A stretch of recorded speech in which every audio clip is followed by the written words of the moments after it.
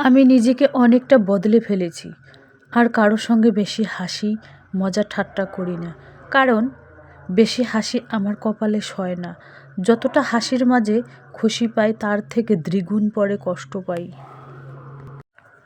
গ্রামের মধ্যবিত্ত পরিবারের বউ হয়ে মাত্র ৫০০ টাকা ইনভেস্ট করে কিভাবে হাজার হাজার টাকা জমাই। মানি সেভিং টিপস, মাহে রমজান ব্লগ। তো নতুন দিনে নতুন আরেকটি ব্লগ ভিডিও নিয়ে হাজির আমি আপনাদের মাঝে। সাভানা, ভারতের ছোট্ট একটা গ্রাম শীতলকুচি জেলা থেকে বলছি। তো welcome back to my channel. আসসালামু আলাইকুম। তোমরা সবাই কেমন আছো? আমি আশা করি তোমরা সকলেই ভালো আছো। আলহামদুলিল্লাহ আমিও ভালো আছি। আর আমার পরিজনদের নিয়ে আলহামদুলিল্লাহ আমি ভালোই আছি। আর আমার প্রাণপ্রিয় কলিজা আপু ভাইয়েরা তোমরা সবাই কেমন আছো? আমি আশা করি তোমরা সকলে ভালো আছো। তো রমজান মোবারক সবাইকে। সবারও রোজা ভালো কাটুক। আলহামদুলিল্লাহ আমি রোজা আছি, ছেলে রোজা আছে, মেয়ে কাল থেকে থাকবে, ছেলের আব্বা নেই রোজা। তো যাই হোক, পুরো বছরে একটা মাস কষ্ট করে রোজা রাখতে পারবো না? কেন পারবো না? ইচ্ছে করলে কিন্তু মানুষ সবই করতে পারে।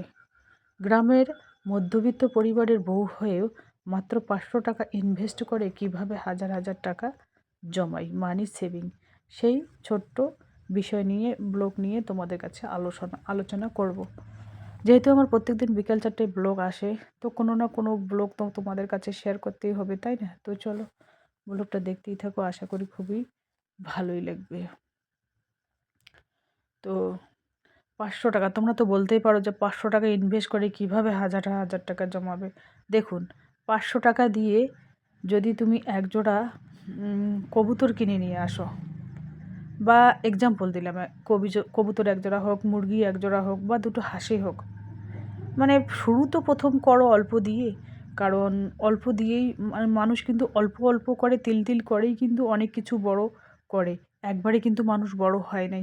সেক্ষেত্রে টাকাটাও, সেভিংটাও সেই ক্ষেত্রে অল্প অল্প করে সেভিং করে কিন্তু, মানে বুদ্ধি খাটিয়ে অল্প অল্প করেই কিন্তু বেশি করে করা যায়। তো যাই হোক, ৫০০ টাকা দিয়ে যদি তোমরা দুটো কবুতর কিনে আনো, তো দেখা গেল ১ মাস পর বা ২ মাস পর আর এক জোড়া বাচ্চা দিল। তো ওই বাচ্চায় কয় জোড়া হলো? ২ জোড়া হলো। আবার ২ মাস পর, কবুতর কিন্তু মাসে মাসে বাচ্চা দেয় না, এটা মিথ্যে কথা। কেউ কেউ বলে যে মাসে মাসে কবুতর বাচ্চা দেয়, এটা মিথ্যে কথা। ২ মাস ৩ মাস কমসে কম। তো ২ মাস ৩ মাস ধরো, তো আর এক জোড়া দিল। তারপরে আবার ওই ২ জোড়া হয়ে গেল। আবার ওই ২ জোড়ায় আবার ২ মাস পর আবার ও এক জোড়া, ও এক জোড়া, কয় জোড়া হলো? ৪ জোড়া। তো এভাবে তো ধীরে ধীরে ধীরে ধীরে মানুষ মানে মানে ৫০০ টাকার থেকে হাজার হাজার টাকা এভাবেই মানুষ ইনকাম করে। মানুষ একবারই বড় হয় না। দুটো, তারপরে আর আর ৫০০ টাকা দিয়ে একটা মোরগ একটা মুরগি কিনে নিয়ে আসলে, একটা মোরগ একটা মুরগি কিনে নিয়ে আসার পর দেখা গেল কিছুদিন পর ওরা ডিম দিল, ১৫টা ২০টা ডিম দিল। সেই ১৫টা ডিম যদি তুমি বসিয়ে দাও, মানে বাচ্চা ফোটানোর জন্য, তো ওই ১৫টার থেকে কমসে কম তো ৫-৭টা মানুষ হবে। তো ৫-৭টা, ৫টা যদি হয় তো এরা দুজন ৭জন হয়ে গেল। তো ৭টায় আবার আবার ৭টার মধ্যে ২টা তো মুরগি থাকবেই, তাই না? তো ২টা মুরগিকে যদি ১৫টা ১৫টা ২০ ৩০টা ডিম বসিয়ে দাও, তাহলে ওখান থেকেও মানুষ হতে হতে ৫টা ৫টা ১০টা তো হলো। সেই ১০টা আর এখানে ৭টা, কথা হলো ১৭টা। তো এইভাবে মানুষ ধীরে ধীরে ধীরে ধীরে বড় হয়। আর তুমি যদি একবারই ইনকাম চাও, একবারে লাখ টাকা হাজার টাকা ইনকাম চাও, হবে কি? হবে না। এটাই হচ্ছে মেইন কথা। ধৈর্য লাগবে। ১ নম্বর ধৈর্য লাগবে। ধৈর্য ছাড়া কিন্তু কোনো কিছুই করা সম্ভব না। ধৈর্য তো ধরতেই হবে। আমার না, মানে আমি যেভাবে অল্প অল্প করে সঞ্চয় করি, সেভিং করি, তোমরাও চাইলে আমার মতো করে সেভিং করতে পারো। কারণ জমাপুঞ্জিটা হচ্ছে নিজের কাছে। অল্প হলো ১০ টাকা করে যদি আমরা রাখি প্রত্যেক মাসে, তাহলে ৩০০ টাকা মাস। ২০ টাকা করে যদি প্রত্যেক দিন রাখি, তাহলে হচ্ছে কত? ৬০০ টাকা মাস। ৬০০ টাকা মাস হলে বছরে কত হয় জানো? ৬ ছয় ৩৬, ৬ ছয় ৩৬, কত হচ্ছে? ৭২০০, ৭,২০০, ২০ টাকা করে। আর ওই ২০ টাকা করে বাজারে গিয়ে একবারে চা পান খেয়ে বন্ধু বান্ধবের সাথে ২০ টাকা শেষ হয়ে যায়। ১০০, ১৫০, ২০০ টাকা শেষ হয়ে যায়। তো সেক্ষেত্রে আমি বলবো কি, যদি প্রত্যেক দিনে ৫০ টাকা হোক, ২০ টাকা হোক, যাদের আয় বেশি তাদের কিন্তু ব্যয়ও বেশি। সেই জন্য হাজব্যান্ড ওয়াইফ দুজনের মধ্যে একটু আন্ডারস্ট্যান্ডিং ভালো আনতে হবে। কারো হাজব্যান্ড বেহিসেবি হয়, কারো ওয়াইফ বেহিসেবি হয়।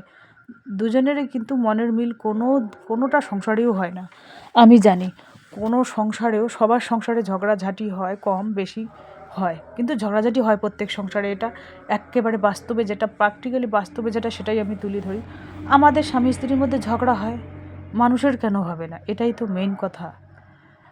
তো কারো কম কারো বেশি, কিন্তু সেই টক ঝাল মিষ্টি নিয়ে সংসারটাকে, জীবনটাকে অতিবাহিত করতে হবে। এটাই হচ্ছে মেইন কথা। তো যখন আমি রান্না খাওয়া করে কমপ্লিট হয়ে বেরিয়ে পড়লাম, ব্যাগ ডেলিভারির জন্য বেরিয়ে পড়লাম, অর্ডার আছে সেই জন্য দিতে যাচ্ছি। তো এই যে দেখতেই পাচ্ছেন রাস্তার পরিবেশ, একেবারে কড়া রোদ উঠেছে। এখন আর ঠান্ডা নেই অত, মানে রাত্রিবেলা কম্বল গায়ে দিতেই হয় না, যদিও একটু শেষ রাতে দিতে হয় তো হয়, কিন্তু দিনের বেলা যা রোদ ওঠে, বাপরে বাপ, তামাক শুকো রোদ ওঠে।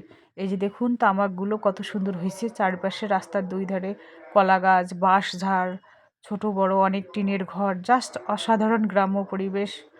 খুবই ভালো লাগে। গায়ের লোক অনেক, অনেক গায়ের লোকের মধ্যে অনেক শান্তি ও অনেক মজা। আর শাকসবজি তো আবার সুবোধ করে, ওখান থেকে কুড়িয়ে কাড়িয়ে এনে রান্না করে, একবেলা দুই বেলা ওরা চালিয়ে যেতে পারে। গ্রামে থাকায় এটাই সুবিধা। এই যে দেখুন তামাক শুকোতে দিয়েছে রোদের মধ্যে, তারই এক ঝলক তোমাদের কাছে শেয়ার করলাম। তো যাই হোক, আমার যেহেতু প্রতিদিন বিকাল 4টায় ব্লগ আসে, কোনো না কোনো ব্লগ তো তোমাদের কাছে শেয়ার করতেই হবে, তাই না? আর আমার ব্লগের কোনো না কোনো অংশে তোমাদের ভালো লাগলে সাবস্ক্রাইব করে পাশে থাকতে পারেন। এই যে দেখতেই পাচ্ছেন কত সুন্দর, জাস্ট অসাধারণ গ্রাম্য পরিবেশ।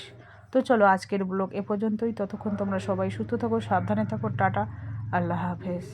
তো এই যে দেখুন আমি ডিমগুলো এখন গুছিয়ে নেব, লাউ দুটো নিয়ে এসে 2 দিন খাবো।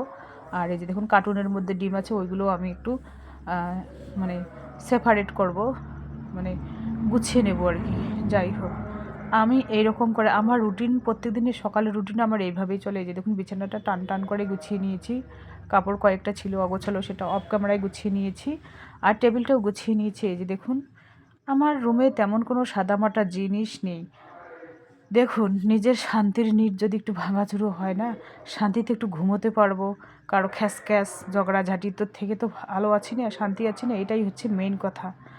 মানুষ মাছ মাংস দিয়ে ভাত খেলে যে শান্তি হয় সেটা না। আজকে রান্না হচ্ছে কি, শাক, এখানে শাক, আর এখানে পেঁয়াজ লঙ্কা ভেজে নিচ্ছি। এখানে আলুর ভর্তা বানাবো আর কি, 2-3টা আলুর ভর্তা করব, দেখা যাক আর কি বানানো যায়। মা দিয়েছে কুমড়ো শাক, সেই কুমড়ো শাক করে নিয়েছি।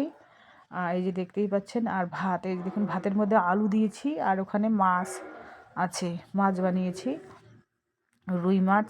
এই যে দেখুন এখানে আমি কিন্তু প্রত্যেক দিনে 2-3টে করে ওই মিষ্টি আলুগুলো দিই, আমার খুব ভালো লাগে আর কি খেতে, মানে রাইস কুকারে দিয়ে দিই আর কি। তো চলো আজকের ব্লগ এ পর্যন্তই। ততক্ষণ তোমরা সবাই সুস্থ থাকো, সাবধানে থাকো, টাটা, আল্লাহ হাফেজ। তো তো আমার সব ব্লকের মধ্যে কিন্তু কিভাবে সঞ্চয় করব, কিভাবে ইনকাম করব, এইগুলো কিন্তু আমি তুলে ধরি। কারণ আমাদের এখন সংসার নিয়ে আমাদের ভাবতে হবে, চিন্তা করতে হবে।